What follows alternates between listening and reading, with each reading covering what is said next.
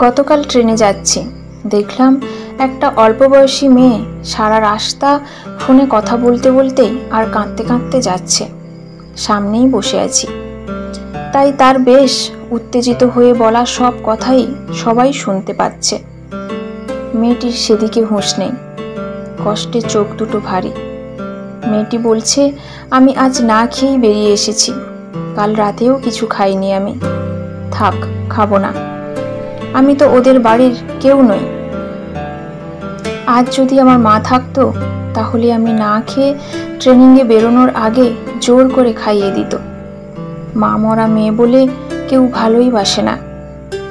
শুভঙ্কর যখন অফিস বেরোলো তখন কিন্তু ওর মা ওকে দাঁড়িয়ে থেকে খাওয়ালো, আর আমার বেলায় কেউ নেই। ফোনের অপর প্রান্তে সম্ভবত কেউ জিজ্ঞেস করলো, শুভঙ্কর কিছু বলে না? মেয়েটি বলল, না রে রাই, ও ভালো ছেলে হয়ে থাকতে চায়। আমি জামা কাপড় তুলতে ভুলে গেছি, এটাই দোষ হয়ে গেল।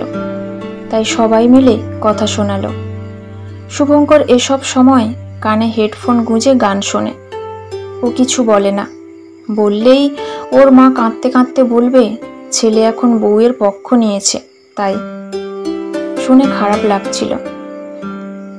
মেয়েটার বয়স বড়জোর 23।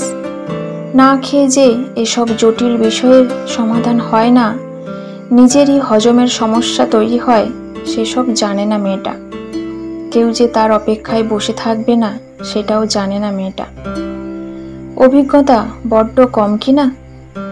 ভাবছে ও না খেয়ে বেরিয়েছে বলে সংসারের কাঁটাটা একটু কম ঘুরবে।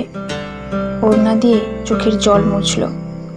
ফোনের স্ক্রিনটাও মুছতে যাচ্ছিল, তখনই আর একটা ফোন এলো। ধরেই বলল, আমি নামবো না শ্রীরামপুর, তুমি অফিসে যাও।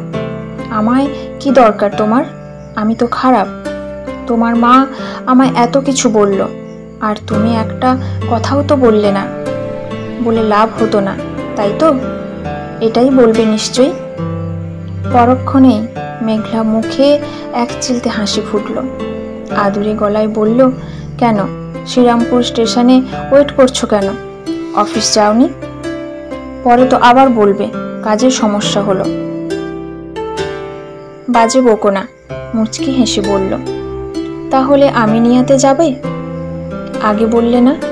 বাজে চুড়িদার পরে এলাম। মেয়েটার যাওয়ার কথা ছিল উত্তরপাড়া, ছেলেটার হাওড়া। ছেলেটা আগের ট্রেনে এসে শ্রীরামপুর স্টেশনে ওয়েট করছে। বউ রাগ করে না খেয়ে বেরিয়েছে বলে অফিস যেতে পারেনি। আর এ মেয়ে সারা রাস্তা কেঁদে ভাসিয়ে এখন ব্যাগ থেকে লিপস্টিক বের করে সেলফি ক্যামেরায় দেখে ঠোঁটে লাগিয়ে নিল, চুলটা ব্রাশ করে নিল। এটাই মানুষ বোঝে না, কত অল্পে খুশি হয় ভালোবাসার মানুষগুলো, কত অল্পেই ভেঙে যায় এক রাশ অভিমানের পাহাড়টা। শুধু একটু কেয়ার চাই, ব্যাস। একটু আলটুসি যত্ন পেলেই সম্পর্কগুলো থেকে যায় ঝগড়া অভিমানের বেড়া পেরিয়েও।